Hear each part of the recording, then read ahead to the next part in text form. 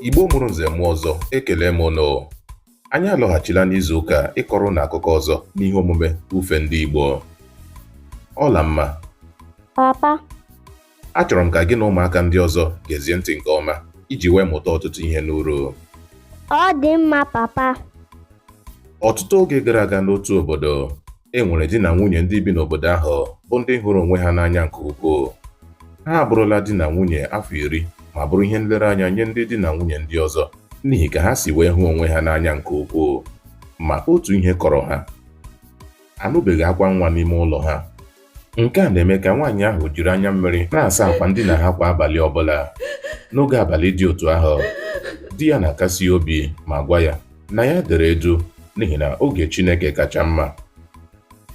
Oge afọ abụọ gafechara nke mere ha afọ 12 dịka di na nwunye. A nụrụ akwa nwa n'ezinụlọ ha dịka nwaanyị ahụ toro ime ma mụọ otu nwa nwoke. Ha gụrụ nwa ahụ Echezọna. Echezọna malitere ito ọsọ ọsọ n'ihi na ejiri ngwa nri ndị na-edozi ahụ wee na-azụju afọ nke ọma. Mana ọ na-abụ oge ọbụla Echezọna kpara agwa ọjọọ maọbụ nnupụ isi, ya bụrụ na nna ya achọ ịpịa ya ụtarị maọbụ baara ya mba iji dọọ ya aka na ntị,